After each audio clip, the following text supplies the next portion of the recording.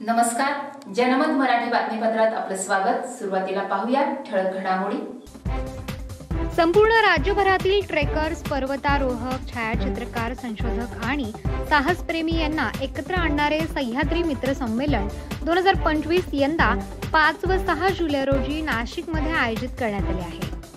College रोडवरील gurudakshina hall येथे हे भव्य संमेलन पार पडणार असून प्रसिद्ध सिने अभिनेता व भटकंतीकार मिलिंद गुणाजी व डॉक्टर विजय सूर्यवंशी, विभागीय आयुक्त कोकण यांच्या हस्ते उद्घाटन होणार आहे, अशी माहिती संमेलनाचे स्वागताध्यक्ष ॲडव्होकेट नितीन ठाकरे यांनी बुधवारी मध्यवर्ती कार्यालयात आयोजित पत्रकार परिषदेत दिली। पत्रकार परिषदेला आर्किटेक्ट संजय पाटील, किरण चव्हाण, डॉक्टर विश्वास सावकार आदींसह Jallosh group, gypsy group, Giridurg group, Nashik climbers, Durgaraj, Gad Gondhali इत्यादी ग्रुप प्रतिनिधी उपस्थित होते।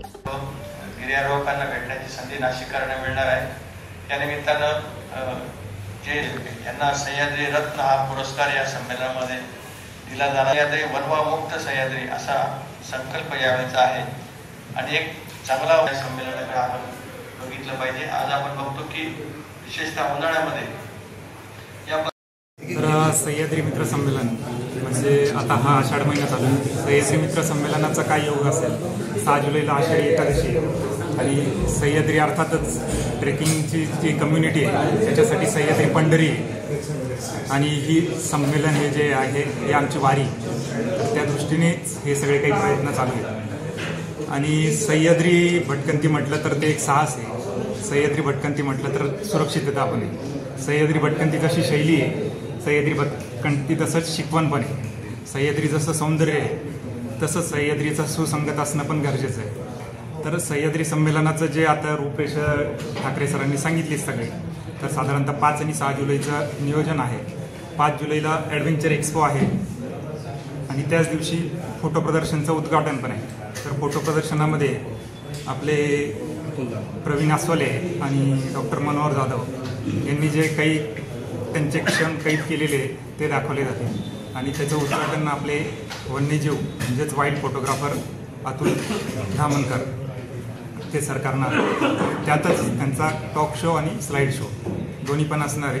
तर सर्वांनी याला उपस्थित राहावं। तसेच दुसऱ्या दिवशी आषाढीच्या दिवशीच बाकी परिसंवाद असणारे, चांगले चांगले वक्ते येणार आहेत, ठाणेकर सर येणार आहेत आणि त्याचसोबत बाकीच्या स्पर्धात्मक जे आहेत पुरस्कार ते पण दिले जाणार आहे। स्पर्धात्मक याच्यासाठी की व्हिलॉग पुरस्कार आहेत समजा, किंवा अजून बाकीचे चित्रकला पुरस्कार आहेत आणि त्यासोबतच बहुमानाचे पुरस्कार म्हणजे ट्रेकर ऑफ द इयर,